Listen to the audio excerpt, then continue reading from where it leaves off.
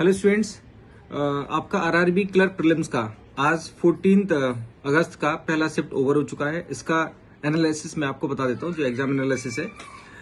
मेरे जो स्टूडेंट से बात हुई जिन्होंने दिया एग्जाम दिया है, तो इसमें अगर हम बात करें तो एक आपका आया है यहाँ पे, जैसे रीजनिंग की हम बात करते हैं। रीजनिंग में तो रीजनिंग में जैसे आपका अगर हम पजल्स की बात करते हैं, एक स्क्वायर पजल है। स्क्वायर पजल में 8 लोग थे, 4 कॉर्नर पे थे और 4 किस पे थे, मिडिल साइड पे थे। ठीक है, तो एक आपका स्क्वायर का पजल आया, पहला 5 क्वेश्चन थे। दूसरा आपका जो आया था वो था floor based possibility. Floor based में 2 पॉसिबिलिटीज थी।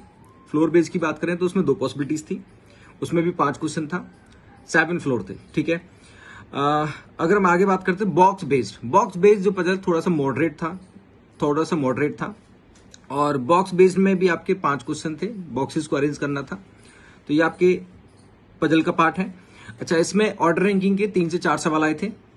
ऑर्डर रैंकिंग 3 से 4 सवाल थे, आसान था। ठीक है, 5 आपका सीरीज होता ना, लेटर्स नंबर्स सिंबल्स और डायरेक्टली क्वेश्चन थे, जैसे लेफ्ट से राइट से, लेफ्ट टू राइट।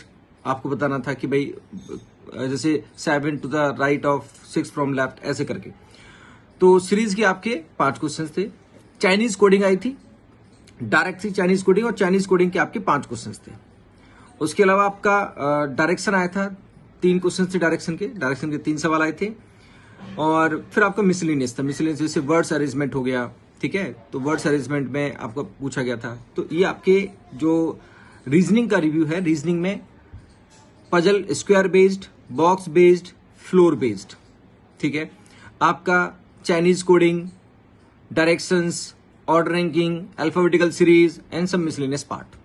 तो रीजनिंग में इजिली मतलब 40 किए जा सकते हैं, तो 38 से 40 अटेम्प्ट हो सकते हैं रीजनिंग में। अच्छा, जहां मैथमेटिक्स की बात करें तो मैथमेटिक्स में अगर हम बात करते हैं तो जैसे उसमें 5 सवाल थे क्वाड्रेटिक इक्वेशन से, 5 सवाल थे। आपका 2 DI थी, एक बार ग्राफ और एक टेबल DI। 2 DI थी, एक बार ग्राफ थी और टेबल DI थी। ठीक है, 10 से 15 सवाल थे किसके, सिंप्लीफिकेशन के 10 से 15 सवाल, और 10 सवाल थे आपके अर्थमेटिक 10 सवाल, 10 से 15 simplification, 5 question table DI, 5 question DI bar graph और 5 क्वेश्चन क्वाड्रेटिक इक्वेशंस। तो सबसे पहले आप इनको करें, अर्थमेटिक बाद में करें। मतलब मेरा मानना यह है कि जो वर्ल्ड लैंग्वेज है उसको बाद में करना चाहिए। थोड़ा सा वहां पे कहीं फंसने की उम्मीद हो जाती है।